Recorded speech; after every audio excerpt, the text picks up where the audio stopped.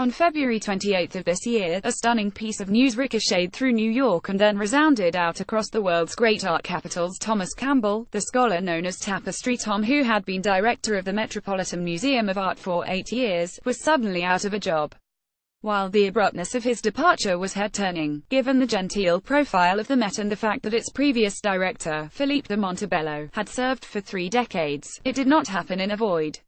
The previous weeks and months had seen a torrent of negative newspaper stories, painting the Met as a mighty institution in extremis, reeling from financial ineptitude and a demoralized staff.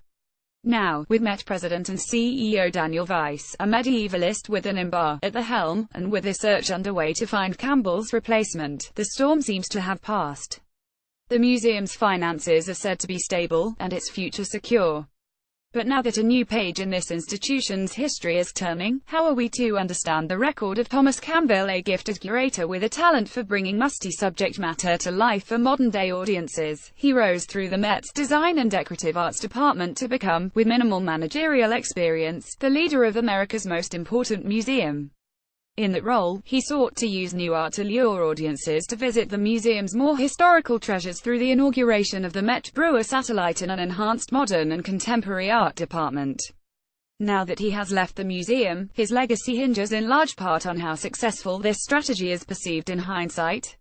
In the first installment of a top-art interview about the director's tenure, ArtNet News' Andrew Goldstein sat down with Campbell to discuss how he ascended to his unlikely post at the head of the Met and why he felt compelled to become a maverick advocate for the new. Of all the directors of the Metropolitan Museum of Art, you surely have had the catchiest nickname, Tapestry Tom. To begin, I'm curious, why tapestries? How did you get drawn to such an unexpected subject? I was at the Courtauld Institute, studying patronage in North Europe in the 16th and 17th centuries. I was interested in what motivated patrons to commission art, and I was particularly keen on the court of Charles I and the artists who came from the continent to work for Charles.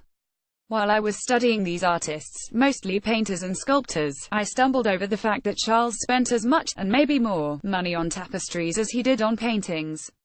And yet there was almost nothing written about it. It was this loose end of the thread that I started to pull, and I quickly discovered that the patrons of the day saw tapestry as this grand art form. It was the woven version of the paintings by the great artists of the time, but it was much more expensive than the paintings themselves because of the materials. At the same time, it was portable, and it was a form of propaganda. So, I was a young art historian looking for a subject to work on, and here was this huge subject. That, really, was the beginning. It's interesting that tapestry was the Veblen good, the great luxury commodity of the time. What would you say occupies the equivalent role as a luxury commodity today? Today, the high-impact, grand gesture purchase is very often expensive contemporary art. That's in part because old master art may not be available anymore. But for me, when I was really getting into it, the analogy that struck me again and again was Hollywood. Tapestry was not a tiny artisanal production, although it can be. Really high-end tapestry production in Europe, from the Middle Ages until the Rococo, was big business.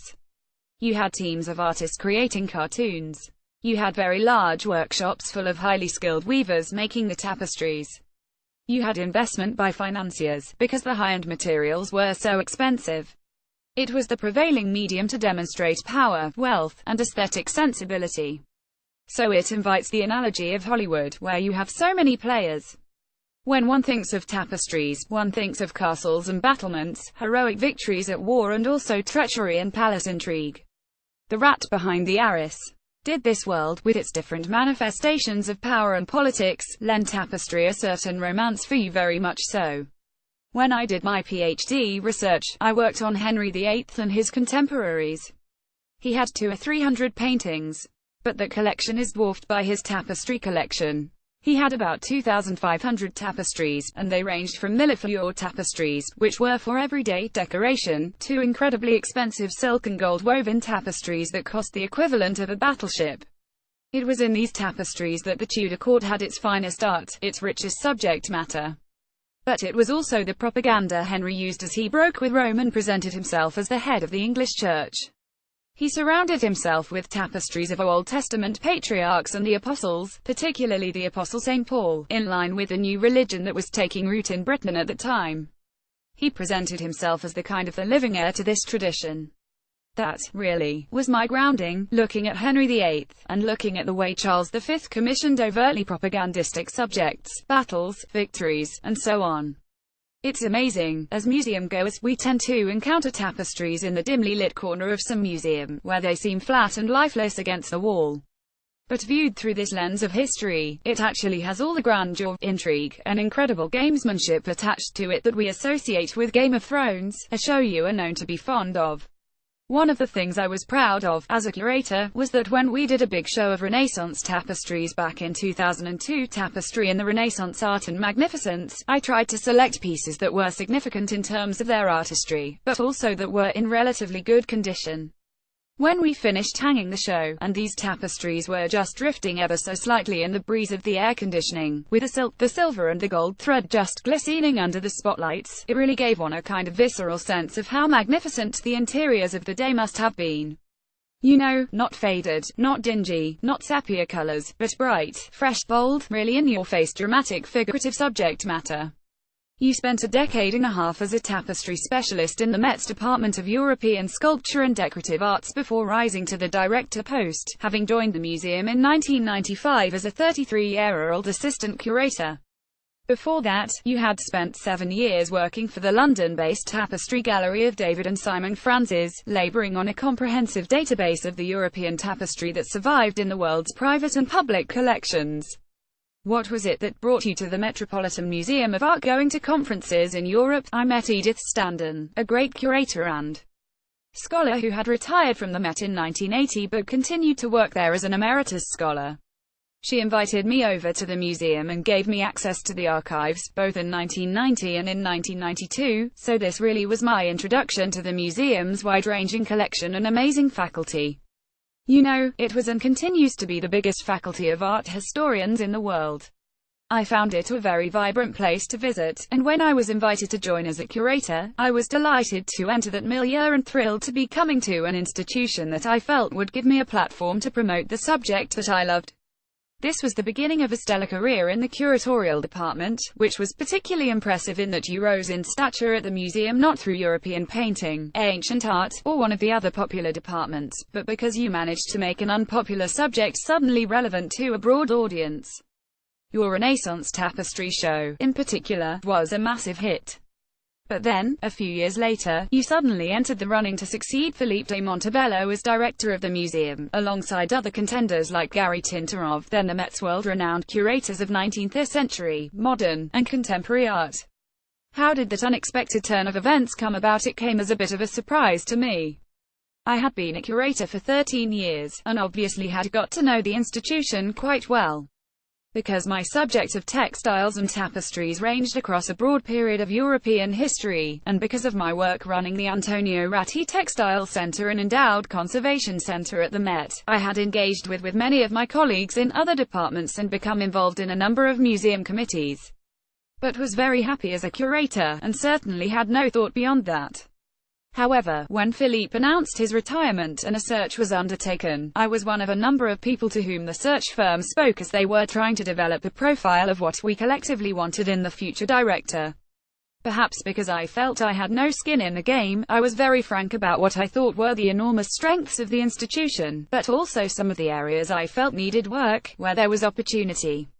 And somewhat to my surprise, a few weeks later they came back and asked if I would be interested in being part of the search process myself. So I got involved, and there were several rounds of interviews, and again, somewhat to my surprise, in September 2008 my succession to Philippe was announced. I'm curious, what were the areas of the museum that you said needed refurbishment? I think that I am very much a product of the institution that Philippe created, an institution that places scholarship at the center of its activities and lets the program evolve in large part from the interests and the research of the curators. So I was first very respectful of that, and very much saw my primary responsibility as sustaining and growing that culture. At the same time, I felt that the museum had a reputation for being a little austere, a little unfriendly, that it was perceived as being a big elitist, and that we could make the museum more open and friendly. The search, of course, coincided with this moment when it was clear that something very dramatic was going on in the digital realm, and that there was the exciting possibility of taking the museum's mission outside its walls. And there was also a clear perception on the part of the board that our audience desired for the museum to become more engaged with modern and contemporary art, and that was something I agreed with, and continue to believe in. Tell me about the board at this time. I believe James R. Horton, the scion of the Corning Glass dynasty, was the chairman of the board. Who were the other principals? Yes, Jamie Horton was the board chair, and the vice chairs were Parker Gilbert, the great financier of Morgan Stanley, Henry Schacht, a great operations guy, and Annette de la Renta, the very generous patron and collector. They were the board leadership. What was your relationship with them like? Very close.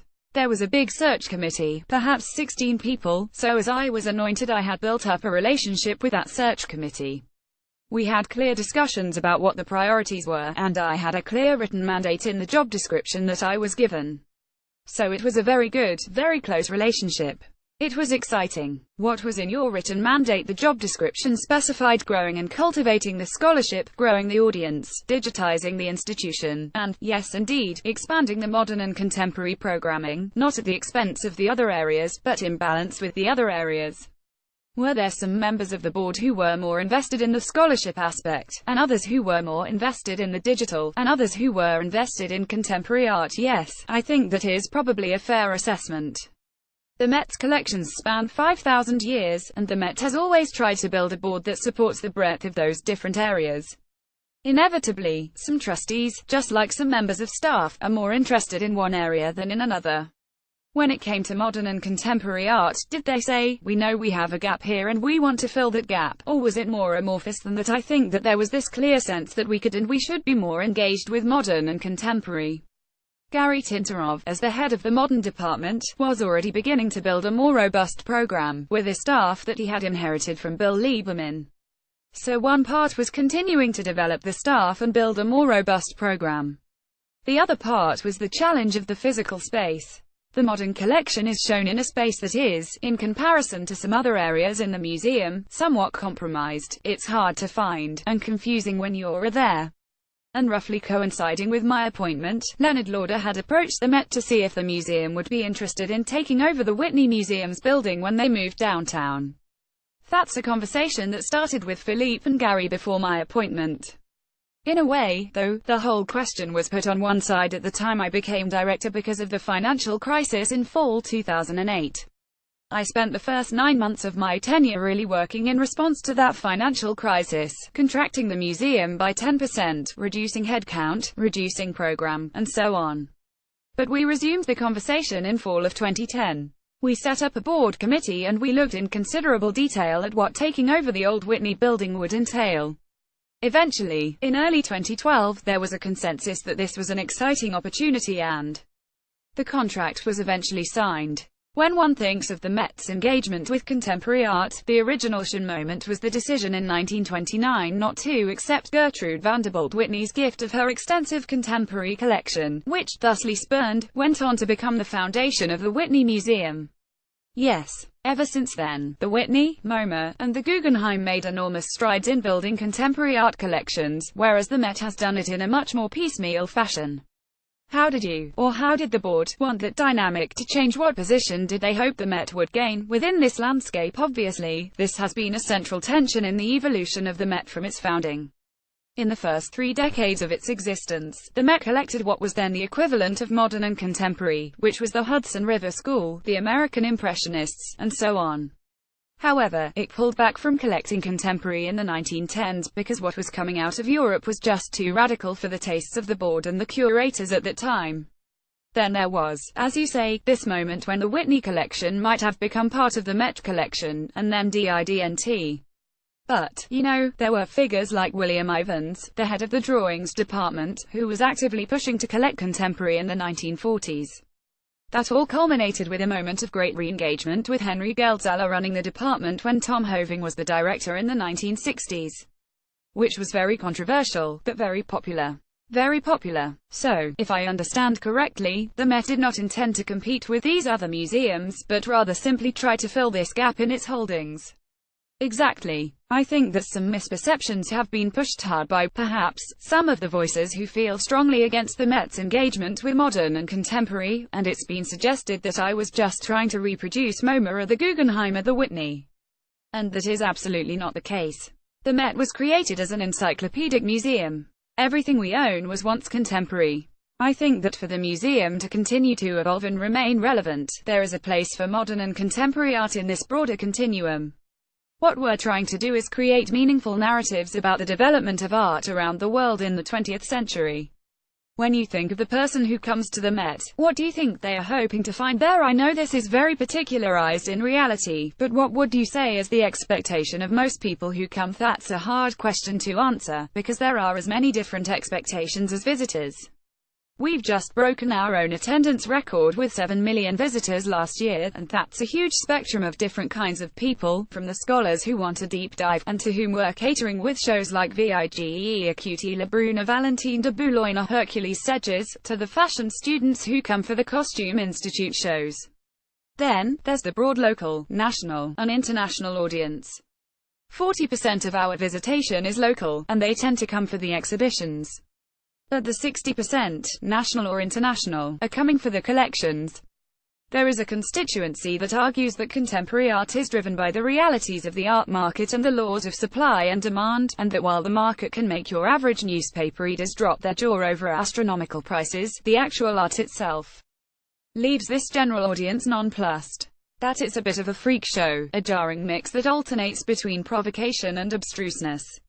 How do you respond to that? I think that, yes, it's absolutely true that many visitors are confused by contemporary art. At the same time, they're fascinated by it. Even if people don't understand it, they gravitate towards it, because it's the art of our time. The role the Met plays is to help cut through some of the hype. So much modern and contemporary art is referencing either earlier periods or other modern and contemporary artists, but that's perhaps taken for granted by the artists and the dealers and the specialists. I mentioned the critics of contemporary art, but there's another argument to be made as well, which is that contemporary art has become prominently woven into the culture at large today, from the Instagram trophies of celebrity art collectors to the collaborations between rappers and artists to Alejandro Gonzalez and Aritis VR project Kanye Arena at Cannes, and the international renown of artists like Jeff Koons and Damien Hirst. It seems relevant to a huge amount of people, not just in the US but worldwide. We live in a very rapidly changing world, in part because of digitization, and a lot of the old silos are breaking down. Artists are experimenting with different media, musicians are experimenting with art, and so on. It can be quite confusing. I think it's exciting. Also, the capitalization of the contemporary art market is allowing some great artists to do some very ambitious projects. At the same time, it's allowing some overhyped artists to do some terrible things, and time will tell. I think that's an area of activity for the museums that really specialize in that, the Whitney, MoMA, Tate, and others like them. While it's fun to have a certain amount of contemporary, I think that the Met's focus is more logically weighted more on modern art as the canon is evolving.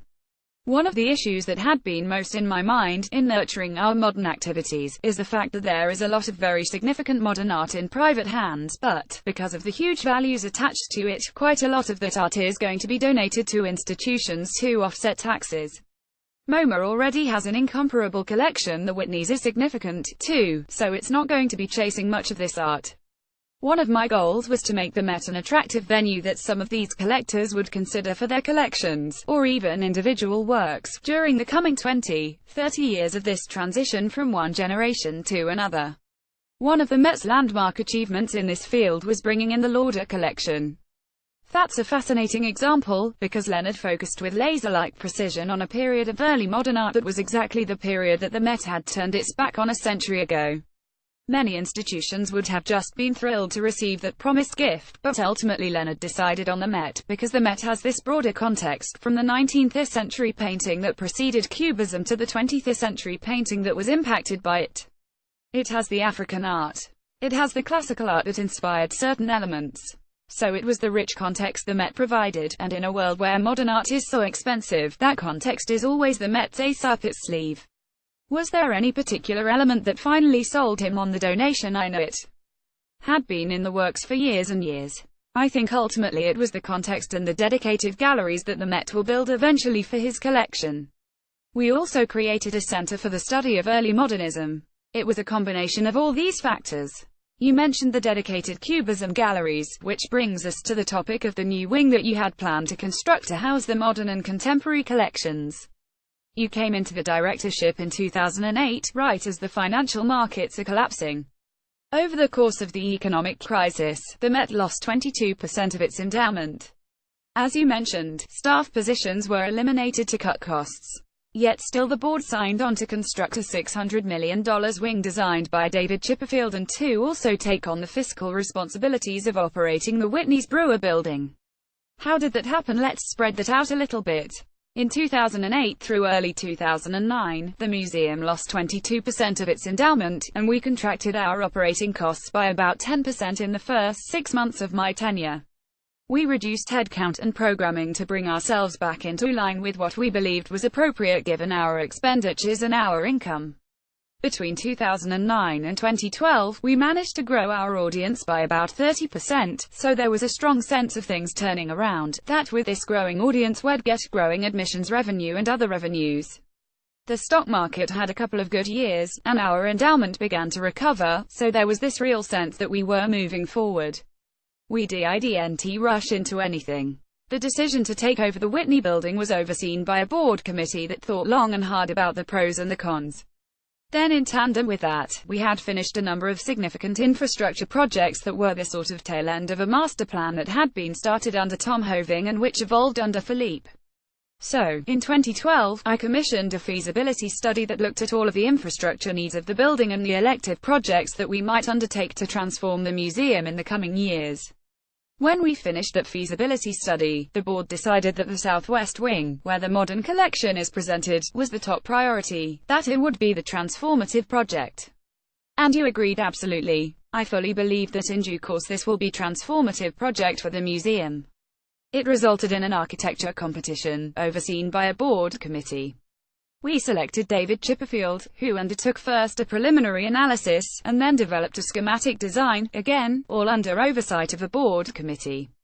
If the question is, how could you commit yourselves to this big, expensive project when finances were tight? It's a kind of chicken and egg, because you have to develop a design that is compelling and really understand what the potentiality is before you fundraise. So as we developed the plan, we always knew that there would be a point where we would have to pause while we thought about that project in the context of other projects. At the same time, we had an evolving financial picture. And I'd say that between 2012 and 2014, it became clear that our finances were under pressure because of a variety of factors. One of these factors was internal inflation, or annually growing staff costs, if I'm not mistaken. Yes, perhaps the biggest component was internal inflation. About 68% of our budget goes to salaries and benefits, and that compounds at a rate of 3–4% a year. So that's quite a big internal factor. And then there were external factors such as the fact that, for various reasons, our income from admissions flattened out in 2012, even though our audience continued to grow. And of course, our expenses continued to grow. It's been reported that part of the reason for the revenues failed to rise in step with the attendance is that many of the new visitors were young people, and they were choosing to pay less than the suggested admission fee. We were successful in attracting a younger audience, who, yes, were likely paying less. There also was a court case about the nature of our admission policy that alleged the museum did not adequately alert visitors the fee was pay far too-ish. The case was settled, with the Met signage becoming more overt, so that, of course, contributed to the discussion. Part 2 of this interview, about Campbell's departure and what comes next, will follow tomorrow. Follow artnet news on Facebook.